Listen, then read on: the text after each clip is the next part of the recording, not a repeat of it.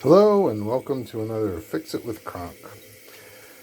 This time we are dealing with a toilet that seems to have a valve that does not want to shut off. Now, this toilet was just flushed, so you see how this float valve, if the float is down, the water flows in, and that's what fills up the bowl. But as the water level comes up, it shuts off the valve that's inside this arrangement here and turns off the water. However, we have found that in this particular toilet, the water level that you can see right here comes all the way up to the top of the tube and trickles into the bowl. And when that happens, the water runs in the bowl. So what we're going to do is we are going to replace this whole unit because I tried to adjust the float. You can try this first. Adjust the float so that the float is lower, because sometimes the float becomes saturated or there's a leak in it, and this valve doesn't come up quite all the way and water still starts flowing in there. But sometimes this unit has to be replaced. This is a Fluid Master unit. I got this one, Universal Water Saving 2-piece. And you want to be sure to follow the directions. So what I'm going to do is I'm going to shut off the water. I'm going to drain the tank, and I'm going to remove the old valve according to the instructions. I may not get all of that on camera, but we will see. So the first thing you want to do, of course, is there's a valve that your water comes in, and you want to make sure that that valve is turned off. You want to turn that water valve clockwise to shut it off. So one of the things you always want to be sure you do is drain the tank. So the water will only go down to a certain amount here, so you're going to want to get a sponge and just try and sponge out as much water as you can. You can see here I disconnected the line feeding in for the bottom. You see there's a lock nut there. You should always just tighten these things by hand and make sure that when you put the new one in, you have the proper gaskets. Gaskets are usually included. They're included with the equipment. So while you have a bucket or something underneath, and I have a rag in here to soak up remaining water, just take the nut off. They're only hand tight, or you shouldn't tighten them tighter than hand tight from the bottom. Take this clip off, that's your feed tube, and the whole arrangement comes out. Very, very straightforward. So the new one comes with a separate flat washer. You want to make sure that that flat washer has a conical washer. Flat side goes towards the valve, so it goes up. So you want to make sure that this side is on the inside of the tank, and then feed this up in. So here's the washer in place.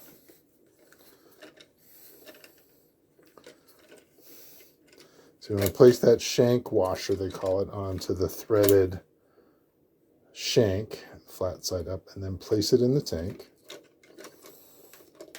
And place the valve in the tank, in the hole. And actually what you can do here too is you can use your rag and just kind of wipe the surface. You don't want any grit or anything to be there.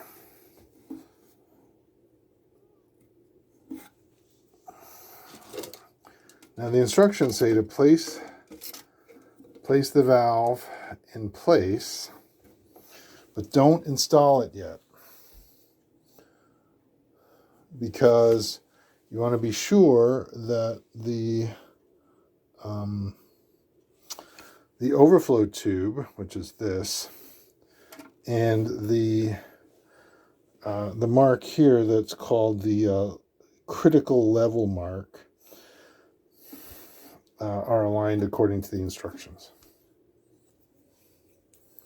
So this particular one comes with a hose that's got a flow adjustment device on it. So what you want to do here is you want to take your fill nozzle. This goes into the overflow tank. And you want to take your fitting and insert the hose into this.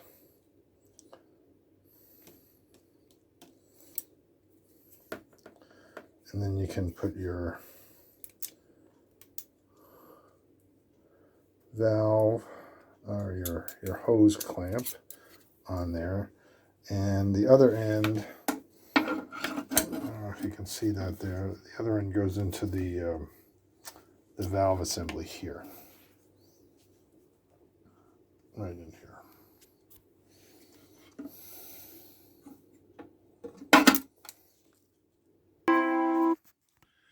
I know one of the things that you don't want to have happen is this. If you can see this water level, the water level going up to the spill valve or the spill tube here. So this has a threaded bottom, and you can adjust how low the float goes before it comes up. When this float comes up, this arm trips and it shuts off the valve. See, if I push this down,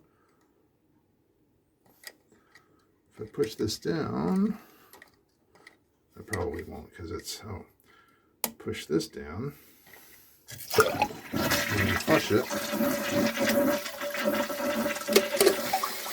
Yes, the valve goes down. This particular valve has a extra chain attached that has to be adjusted yet. You see how the water fills this up? When this arm comes up, and it locks the float in position, it shuts the water off. When that float is disengaged, or when that float is too high, this will fill up to this tube. You want it to be below the tube. There should be a line there that shows how high it should go. You can adjust that height just by turning this screw here. You notice I had to cut the hose because it was a little bit too long. The instructions actually say that you can go ahead and cut the hose. And it is a little bit of a dance. You have to adjust this knob for the float. You want to make sure that the water is going directly into the fill tube. And what this float will do, like I said before, is it will shut off the water in the valve here when the water level gets to a certain height. You just want to adjust it so that the water level is below the center tube, maybe about an inch or so, 3/4 of an inch, something like that. So I've been adjusting this. We're filling it up for the final test. And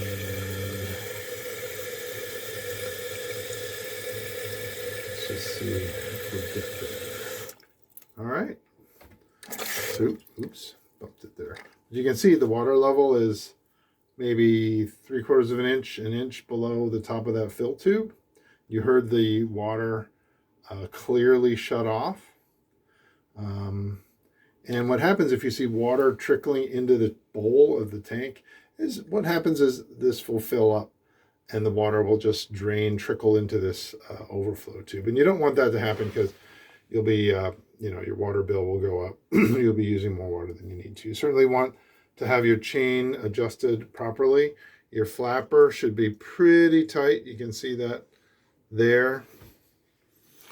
The flapper, you want to replace the flapper if the flapper is degraded. They do degrade over time, especially if you use chemicals in your toilet. You want that to be fairly snug so that when you flush the toilet, the flapper valve goes up like that. Now, this particular valve has this other chain that is supposed to help keep the float from going down. So not all of them are exactly alike, but Fluidmaster is a very common brand you can get at any big store. Anyway, thanks for watching Fix It with Kronk. Hope this helped you. If you liked it, like and subscribe. Tell your friends. Thanks a lot. Bye.